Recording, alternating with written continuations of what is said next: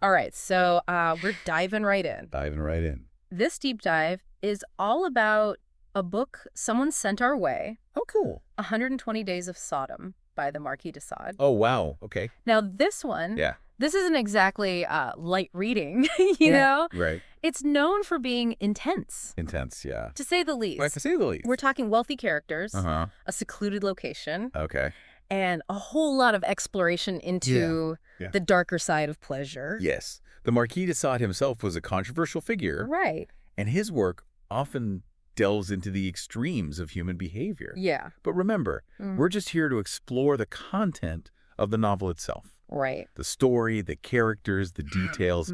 We're not endorsing any of the actions depicted. Right. We're all about exploring ideas here. Yeah. Not judging Not them. judging them. Yeah. So let's get to it. Let's get to it. What exactly is this infamous story all about? So the novel sets up a rather disturbing scenario. We have 4 wealthy and powerful men. All right. A duke, a bishop, a president, and a financier Oh, wow. who decide to lock themselves away Okay. in a secluded chateau Uh-huh. in the Black Forest for 4 months. A secluded chateau. Yeah. Sounds like they're intentionally isolating themselves from Yes. the rules of society. Yeah. But it's not just a guy's getaway, is it? No, they bring along their wives, Okay. a carefully selected group of young men and women, Right. and perhaps most intriguingly, a group of experienced female storytellers. Bringing along storytellers is a curious detail. Yeah. I'm already sensing a deliberate Yeah. and planned element to all of this. It's That's not it. just about impulsive pleasure seeking, is it? Exactly. The meticulous planning Yeah. involved in this retreat is striking. Okay. They've created a detailed set of rules to Interesting. govern their interactions, almost like they're building their own twisted society. And what about these characters? Yeah. The Duke, the Bishop, the Right. President, the Financier. They almost sound like Yeah. a cast of villains from a dark fairy tale. Each man has a distinct personality Okay. that drives his actions and adds to the complex power dynamics at play. Right. You have the Duke, impulsive and driven by immediate gratification. Okay. The Bishop, calculating and seemingly emotionless in his pursuit of pleasure. Uh-huh. The President, known for his lewdness. Mm-hmm. And the financier, whose miserliness in other areas of life Right. seems to vanish when it comes to indulging his desires. That's quite a mix. It is. These contrasting personalities must create some serious tension Oh, in yeah. this isolated environment. Definitely. And what about the wives? Yeah, good question. Are they willing participants in all of this? It's not so straightforward. Okay. Some seem complicit, Uh-huh. while others are clearly victims trapped in this web of power and manipulation. Right. The novel explores these different responses to their situation, Interesting. which adds another layer of complexity to the story. It sounds like there's already a lot going on beneath the surface, Yeah. even Yeah. before we get into the activities. Definitely. And speaking of activities, Wait. what can you tell us about the daily routine at this pleasure palace? Oh. Does it descend into pure chaos, or is there a method to their madness? Surprisingly, there is a very structured routine. Okay. Their lives are governed by a strict schedule. Right. There are morning inspections, almost like a perverse boarding school, Interesting. and lessons where the young men and women are instructed in the arts of pleasure and seduction. So it's not just a free-for-all. Not really. There's a calculated element to this debauchery. Right. What else is on the schedule? Well, the evenings are dedicated to gatherings in Yeah. what they call the auditorium, Okay. where the storytellers take center stage. So this is where those storytellers come into play. Yes, exactly. I'm guessing they're not sharing bedtime stories. Yeah, you guessed right. Hmm. They narrate their own experiences with various forms of pleasure and transgression. Their tales are meant to both entertain and inspire the 4 main characters. Right. And these storytelling sections are just one aspect of their unusual routines. Okay. One detail that stands out is their use of the chapel Uh-huh. as a public toilet. Wow. That's quite a statement. It is. It sounds like they're intentionally rejecting any sense of conventional morality. Yes, they are deliberately desecrating the sacred. Yeah. It sets the tone for the transgressive nature of their experiment. Okay. And speaking of transgression, there are consequences for those who break the rules. Uh-huh. They have these elaborate correction ceremonies. Okay, this is where it's getting really interesting. It does. What kind of punishments are we talking? The punishments escalate throughout the story, Right. ranging from whippings Okay. to forced consumption of excrement, and even worse. Oh, my. It's a calculated blend of pleasure and pain, constantly pushing the boundaries of what's considered acceptable, Right. even within their own depraved world. It sounds incredibly disturbing. It is. But I have to ask, is there any deeper meaning behind all this depravity? Right. Are these characters simply indulging in their basest desires, or is there something more going on? That's a great question. Yeah. And that brings us to a key element of the novel, the simple passions. Simple passions. Yes. What are those exactly? The simple passions are a meticulously categorized list Okay. of 150 specific desires, ranging from relatively mild to shockingly cruel and perverse. Okay. Each storyteller focuses on a different set of these passions, weaving them into their narratives and personal experiences, Right. which then inspires the actions of the four main characters. So these simple passions serve as a kind of blueprint for their debauchery. In a way, yes. It sounds like Sade is exploring the full spectrum of human desire, even the darkest corners. He is. I'm curious to learn more about these passions and how they play out in the story. We will definitely get into that. Okay. And there's one more element of the chateau that we need to mention. Yeah. The dungeon. A dungeon. Okay, now I'm really intrigued. What's the significance of the dungeon? The dungeon is a secret space beneath the chateau Okay. where even more extreme and horrifying acts are carried out. Uh-oh. Sade doesn't explicitly describe what happens there, but the implications are terrifying. So the dungeon represents an even deeper level of depravity. Yes. A place where that already extreme acts in the chateau pale in comparison. Yeah. It sounds like this dungeon is a key symbol in the novel. It is. But what does it symbolize? The darkest depths of human nature. That's a question Yeah. that haunts readers. Right. And adds another layer of complexity Yeah. to this already unsettling story. We've talked about the characters, the setting the rules, and even this mysterious dungeon. Right. It sounds like the stage is set for something truly disturbing. It does. Where does the story go from here? Good question. How do these simple passions play out in this isolated world? Yeah. And what role does the dungeon play in the unfolding events? Well, that's where the deep dive truly begins. Okay. In the next part, we'll explore the specific events of the novel, Right. examine how the libertines act out these simple passions, Right. and unpack the psychological and philosophical implications of Sade's controversial masterpiece. Stay tuned, listeners. Yes, stay tuned. We're about to descend into the darkest depths of 120 Days of Sodom. It's going to be a wild ride. Welcome back to our deep dive into 120 Days of Sodom. Back for more. We've set the stage, we've met the players, Right. and now it's time to see how this twisted experiment unfolds. Yes. Those storytellers you mentioned last time, they really seem key to everything that happens next. They're not just passive observers. Okay. Their nightly storytelling sessions in the auditorium Right. become a driving force in the novel. Mm-hmm. Each night, they take turns narrating their experiences with the simple passions. Yeah. And remember, Uh-huh. Sade meticulously categorized these passions into 4 levels of intensity: simple, complex, Okay. criminal, and murderous. So it's like they're climbing a ladder of depravity. That's a good way to put it. But it's more than just stories, right? They're Right. actually acting out these desires. Exactly. As the storytellers weave their tales, Yeah. they fuel the libertines' imaginations. Yeah. The 4 main characters, Okay. the Duke, Bishop, President, and Financier, Right. become obsessed with enacting these passions with the young men and women under their control. It sounds like a dangerous combination. Oh, it is. A captive audience and a steady stream of increasingly perverse ideas. Yeah, you could say that. But how do they transition from listening to these stories to Right. actually acting them out? Yeah, that's a good question. What's that process like? It's a gradual descent into darkness. Okay. It starts with simple acts of indulgence. Yeah. But with each passing day, the libertines push the boundaries further. Right. It's as if they're in a twisted competition, Yeah. constantly seeking more extreme ways to satisfy their desires. This makes me think about the structured routine we discussed in the last part. Yeah. What happens to that carefully planned schedule as the story progresses? Yeah, good point. Does it all fall apart, or does it somehow contribute to the escalation of events? The structure starts to break down Okay. as the passions escalate. Right.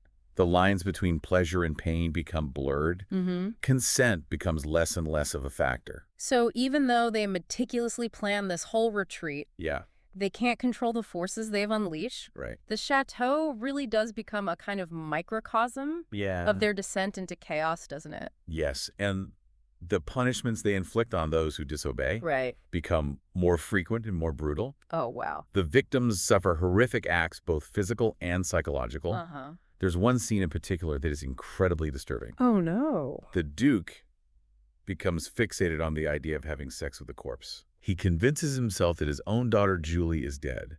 And, well, I think you can imagine what happens next. That's truly horrific. It is. It's a stark reminder that this novel explores the absolute darkest corners of human desire, It does. where the lines between fantasy and reality, morality and transgression become completely blurred. It's important to remember that this is a fictional exploration of extreme human behavior. Right. Sade is not condoning these actions. Okay. He's using them to examine the potential consequences of unchecked power and unrestrained desire. Right, and this isn't just happening to the young men and women they brought with them. Right. The libertines themselves are being corrupted by this environment as well, aren't they? They are. They're not just innocent bystanders caught up in something they can't control. Absolutely. They're active participants in their own downfall. With each act of transgression, they lose a piece of their humanity. Wow. They become increasingly desensitized to violence and suffering. Right. And then there's the ever-present shadow of the dungeon looming over everything. That dungeon really creeps me out. It is creepy. What's so unsettling about it, besides the obvious implication of even worse acts happening down there? I think it's the fact that it's left largely to the reader's imagination. Right. Sade hints at the horrors that take place there, Yeah. but he never fully describes them. Okay. It's like a black hole sucking in all light and hope. It's the ultimate symbol of the unknown. Yeah. The unspoken. Right. It's the embodiment of everything they're afraid to confront directly. I think so. And in the midst of all this chaos, Yeah. there's still that element of structure and planning that we talked about earlier. Uh-huh. I'm curious how those two things coexist. Right. This descent into depravity and the strict set of rules they created. It's a fascinating paradox. Yeah. They're obsessed with breaking societal norms and transgressing boundaries, Mm-hmm. yet they create their own set of rules, their own hierarchy within their isolated world. Right. It's a way of imposing order on their chaos. But it's an order built on a foundation of depravity. I see that. Yeah. They can't escape the need for structure, even as they're trying to dismantle all structure. Exactly. And those simple passions play into that structure as well, right? Okay. They're not just a random collection of desires, are they? No, they're very carefully categorized and organized. Okay. Each category, Mm-hmm. simple, complex, criminal, murderous, Right. represents a step further down that ladder Yeah. of depravity. Yeah. And this categorization isn't just about sex. Okay. It encompasses the full range of human experience, Right. including love, Yeah. jealousy, cruelty, and violence. So Sade is really trying to paint a complete picture of human nature I think so. with all its complexities and contradictions. Yeah. And it's fascinating how he weaves these different aspects of the human experience into this one narrative, Yeah. this one experiment in transgression. It's a bold and unsettling exploration of the dark side of humanity. Yeah. He forces us to look at the things we'd rather not see, to acknowledge the potential for darkness that exists within us all. We've covered a lot of ground in this part of the deep dive. We've seen the libertines' descent into chaos, the escalating punishments, the psychological torment, and the ever-present threat of the dungeon. Uh-huh. But there's still one big question hanging in the air. Okay. What happens in the end? Yeah. Do they ever face any consequences for their actions? Good question. Do the victims find any hope or redemption? Those are questions we'll explore in the final part of our deep dive. Okay. We'll delve into the climax of the novel, the ultimate consequences of their actions, and the lingering questions Sade leaves unanswered. This has been a fascinating, albeit disturbing journey so far. It has been, hasn't it? I'm definitely ready for the next part. Okay. Listeners, brace yourselves. Yes, get ready. We're about to reach the climax of 120 Days of Sodom. Okay, so we're back We're back. for the final part of our deep dive The final part. into 120 Days of Sodom. We've witnessed the meticulous planning, the descent into chaos, Right. the horrific punishments. It's been a wild ride, It has. but I have to ask, Yeah. Where does it all lead? Okay, good question. Is there any kind of resolution to this story? As we enter the final month of the Libertines' 4-month retreat, the narrative takes an even darker turn. Oh, wow. The pursuit of ultimate pleasure leads them down a path of unimaginable cruelty. Okay. It's as if they've crossed a point of no return. That's what's been so unsettling throughout this whole deep dive. Yeah. This constant escalation. Right. It feels like there's no bottom to the depths of their depravity. I agree.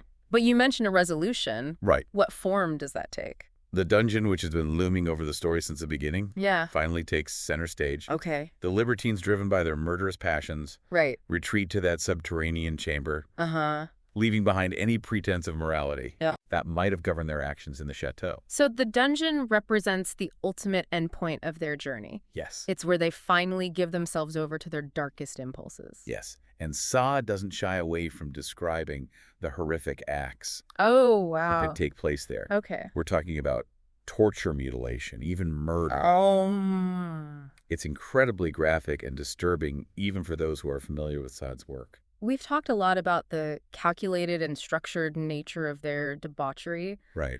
But it sounds like the dungeon is where all structure breaks down. Yes, it's where the veneer of civilization is completely stripped away. Yeah. What's perhaps most disturbing is the detachment with which the Libertines approach these acts. Right. They've become so desensitized to violence and suffering that they're no longer capable of empathy. It's as if they've lost their humanity entirely. It is. And it's not just the physical violence, right? Right. You mentioned earlier that the psychological torment is just as bad, if not worse. Absolutely. They take pleasure in humiliating their victims, in breaking their spirits. It's a deliberate and calculated form of cruelty that goes far beyond mere physical pain. Okay. And it's a testament to Sade's skill as a writer. Yeah. That he's able to convey these horrors without glorifying them. Right. He's not trying to make this look appealing. No. It's a brutal and unflinching look at the darkest aspects of human nature. Yes. But I imagine it's a tough read. It is. Is there any point in confronting this kind of darkness? That's a good question. What can we as readers take away from such a disturbing story? I think it forces us to ask some difficult questions about ourselves. About the nature of good and evil. Right. Are we all capable of this kind of cruelty under the right circumstances? Yeah. Or are these characters truly aberrations, outliers in the human experience? These are questions that have been debated for centuries. Yes, they have. And there are no easy answers. No. But at least Sade forces us to confront them, to grapple with the complexity of human nature. Yes. And how does it all end? Right. Does this descent into the dungeon lead to any kind of resolution, or does it just stop? It culminates in a final act of violence that leaves no one unscathed. Wow. But even in this ending, there's a perverse kind of logic at play. Okay. The rules they created, the hierarchy they established, it all comes crashing down in a chaotic and bloody finale.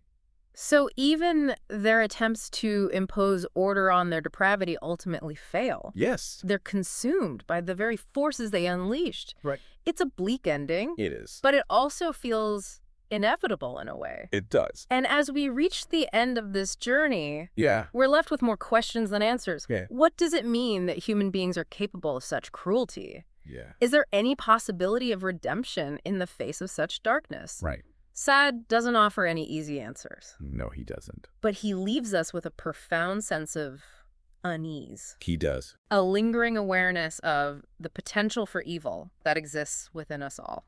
That's what makes 120 Days of Sodom such a powerful and enduring work. Right. It's a mirror held up to human nature. Yeah. Reflecting back at us the darkest parts of ourselves. Exactly. It challenges our assumptions about morality, our beliefs about good and evil. Right. And it stays with you long after you've finished reading it. I think that's what makes it such a powerful and enduring work. It is. So as we conclude this deep dive, yes, we invite you to reflect on what you've heard. What does 120 Days of Sodom mean to you? Yeah, does it hold any relevance for our own time? Do the themes of power control and the darker sides of human nature still resonate in the world today? These are questions worth pondering. They are. And as always, thank you for joining us on this deep dive. Until next time. Until next time, keep exploring, keep questioning, and keep diving deep into the world of ideas.